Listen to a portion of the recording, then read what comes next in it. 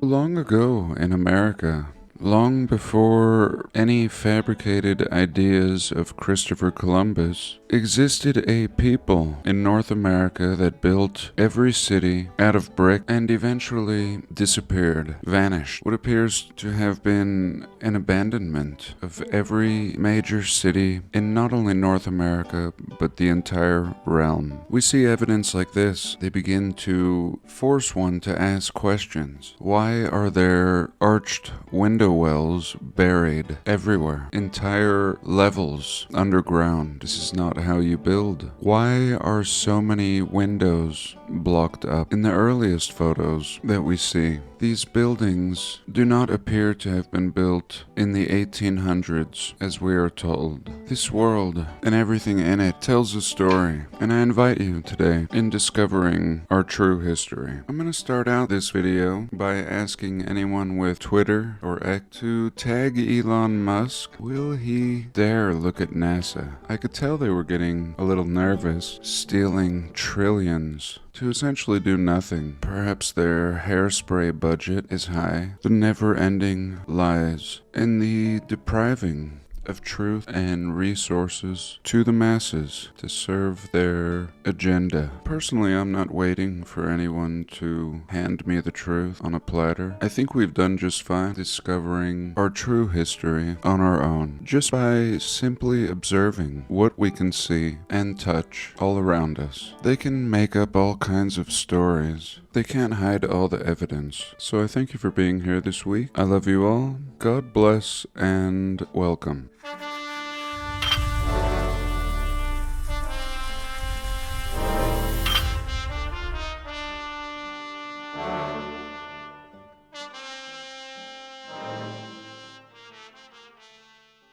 So I wasn't going to start here, but I'm here. This is actually where I was born. I was born on this artificial landmass, a man-made piece of land. All of this is man-made, what I often call the artificial coastlines. I recently watched a video where they restored one little piece of artificial coastline. Here it is. It's in Washington, and they didn't even build it from scratch. It was already here. They just repaired it, and it took way too many years and $250 billion just for this little piece. This is a very small piece compared to what we're going to look at here. But just to give you some perspective, they had to make this piece of machinery custom just for this job. And this particular one is in Washington State. It's called the Columbia River Jetty System, also known as the MCR. This historic rock wall system protects the Columbia River from the fury of the Pacific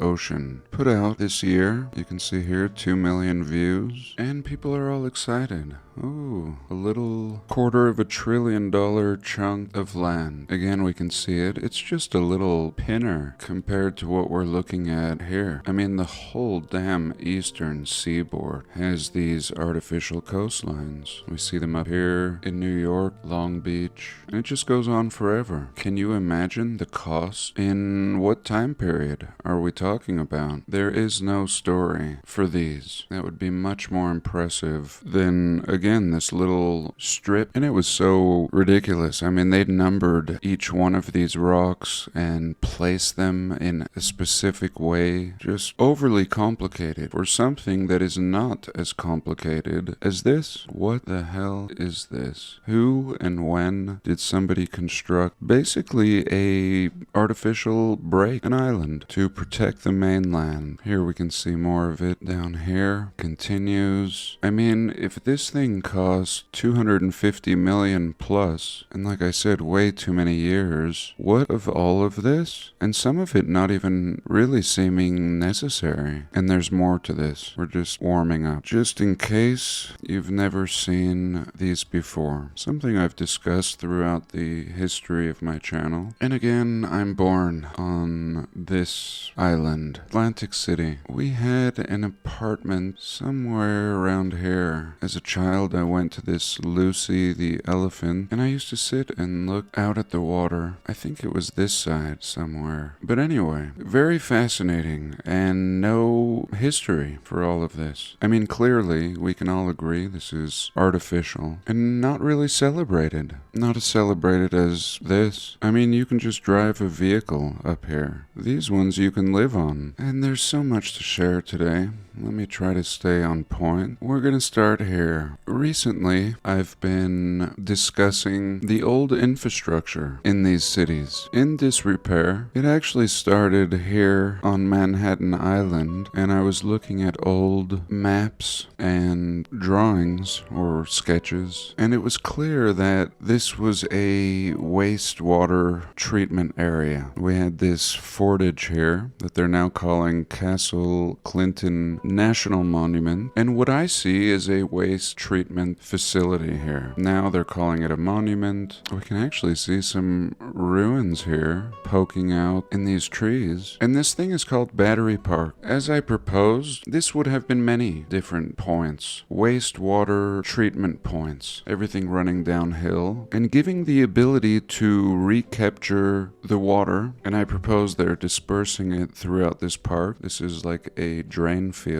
And in older pictures, we could see a much fancier building here. Something that may have been like a still. And it's called Battery Park. Oftentimes, star forts are called batteries because power is being produced here. So anyway, you can see a couple plug holes here, as usual. Clearly something to do with water. I mean, very clear. Look how tiny the people are here, waiting in line. This thing's huge, and it's like a tank. And it goes underground. And we can see kind of a star shape around it. And in the oldest maps, we saw that it absolutely was a conventional star fort, was owned by the Netherlands. And we could see all these buildings, in fact, all original, in the earliest maps in the 1700s. And again, the coastline is totally artificial, I should mention. Squared out, cut trillions of dollars of work to shape land. I mean, you have to understand what a monumental task it would be to make land. They're just jutting square sections out here. I mean, the whole thing is manicured. A manicured artificial coastline everywhere. Let me calm down and try to integrate my otherwise peaceful state into this video. It does get a little frustrating sometimes, I must admit, doing this research, seeing the obvious all over, and either being gaslit or just not interested entirely. And that's fine. Who am I to say what anybody should be interested in? But if you've made it here, I imagine this will interest you. So going back to the wastewater treatment facility theory, here we are again back in Atlantic City. And what are they going to do with all their waste? Where are you going to put all the waste? And again, anyone who does this research will know that star forts exist on the corners, at the low points, and they're everywhere, worldwide. And I propose that these are treatment facilities. It shouldn't be so unusual. I mean, if we see beautiful castles and old Greco-Roman buildings from all corners of the realm, we, especially we in this community, should not be shocked they would have wastewater treatment facility plants. And we should not be surprised to possibly discover that these were also power plants. Now, currently, in our reality, some treatment plants do recapture the methane. Some recapture the water as well, such as in Arizona. I had a science teacher in high school who had us look at the water under a microscope, and you could see tiny little white things floating in the water, invisible to the naked eye. And he revealed to us that those were microscopic bits of toilet paper. They were unable to filter back out of the water. That's the Phoenix area. But anyway, here I'm proposing that this is the treatment facility. These are the ponds, and we can see a type of floral arrangement by necessity. not by decorative design. But in the old world, everything was so decorative. Even a factory was decorative. Ornate details, making them resemble castles. And essentially, in the old world, I believe they would have built a facility like this, and built walls around it, and buildings on top of it. And within the buildings, we would have seen things like this at this park in Washington. If you'll remember, this was called Gas Works Park. And no doubt these are the guts, the inner workings to the domes and spires and cupolas. Perhaps when so much pressure would build up in these, they would ring the bells. We've also discussed how the clock towers could have been pressure gauges in the old world, and none of these buildings were castles or cathedrals and the things we attribute them with today. It's raining, if you can hear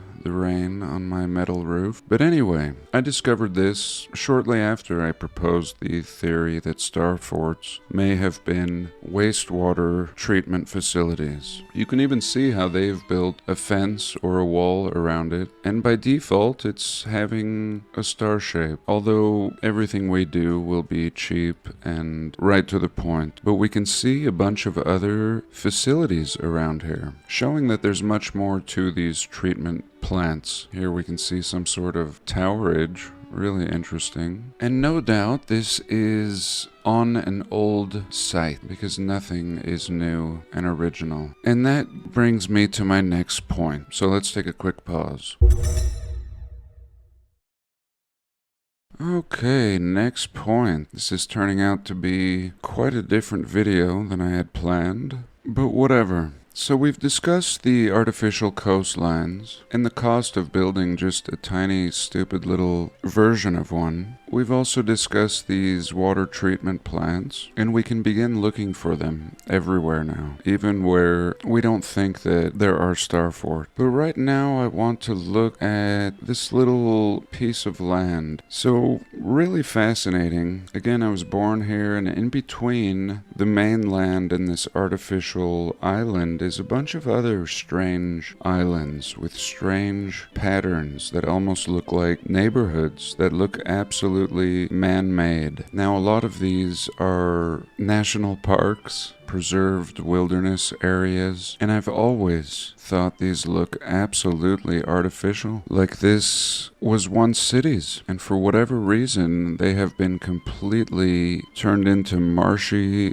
swamplands, or as they say here, wetlands. So this is like a hobby of mine. I spend too much time looking at these, but today I've placed a few pins so we can get right to the point. Here it starts to get really good. Again, you can see fish and wildlife area, and this is anything but wild. I could pull out the ruler, but I don't think I need to. You can see these are perfectly spaced, as if they were roads or canals. And that's what they really seem like, is canals and then smaller canals. And of course there would have been cities. There's no other reason to lay out land like this and for it to be uninhabited. So recently somebody sent me an email, and I thank you. It may have been a comment, but they reminded me of this anomaly, and they showed something really cool, and I spent days looking for it, and today I actually found it, so let me show you that. So we're gonna go up here, and I wrote hieroglyph Jersey. So it really starts getting stupid up here. We see these same evenly spaced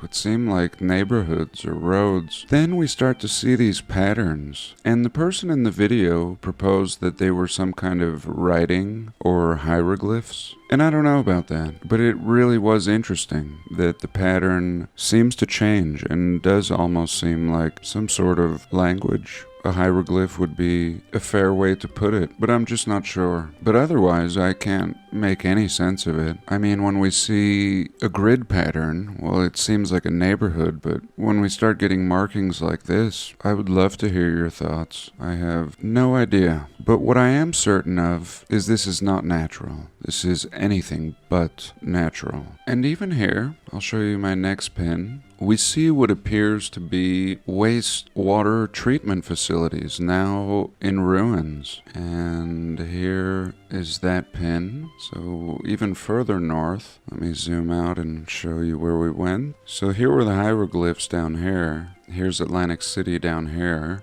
And up here I found a treatment pond. I mean, I could spend days, and again, this is 3 days of noodling around before showing you this. And here we go. I mean, if this is not a wastewater treatment pond, I mean, it's absolutely artificial. Somebody made this. Somebody clearly cut this out. And I would encourage you to spend some time looking through here. I know there's more to be discovered. But again, the hieroglyphs, or whatever these are really worth a look. So let's take a quick pause and check out something else.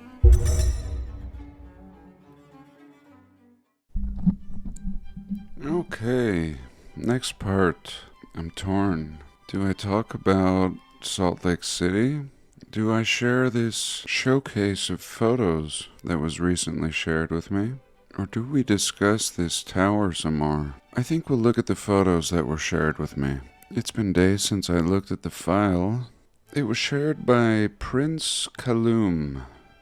I thank you for this. Awesome showcase in Evansville, Indiana. Really cool. Great share. And you can do the same. Just throw everything on a Google folder and share it in the comments with me. Evansville, Indiana. Awesome. Tons of abandoned brick buildings that have been repurposed over and over and are now in danger of being demolished. This one is a mere shell at this point. But again, you can see how windows have been blocked up. It looks like at one point it was a laundromat and a stable. A little of everything. Now, on its last leg, we can see there's been a fire charring coming out of the windows here. All of them. Here, a little look at the side. Clearly other buildings have been demolished that used to butt right up against it. We can see the imprint. And I love this because this is just pure boots on the ground in somebody's town, Indiana. And look at this. Look at this beauty. How old is this really? I see at least 500 years of aging here. And what are they doing with this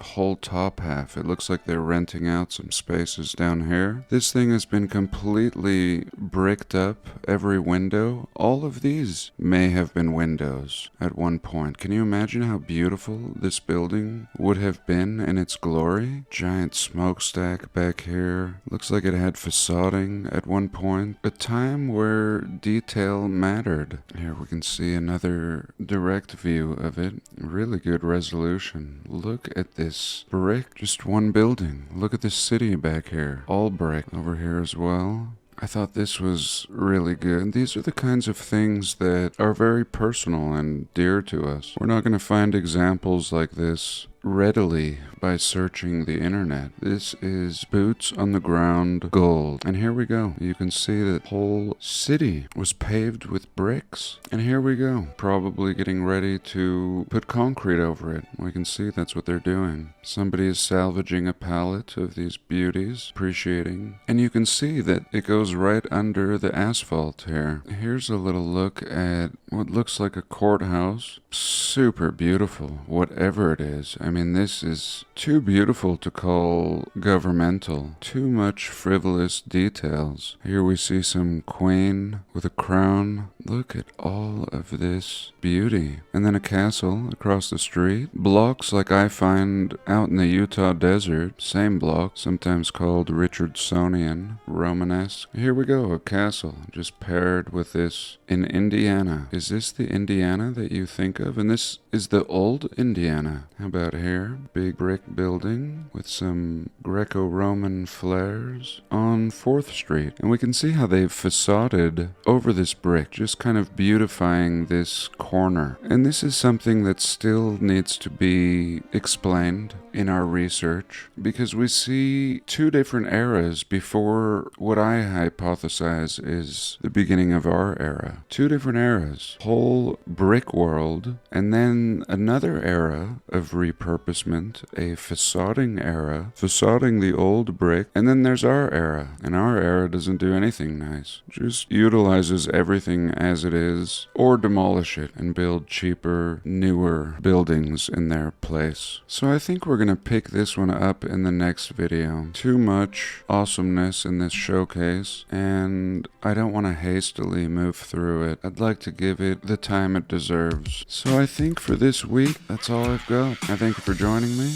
I love you all. God bless, and I'll see you in the next.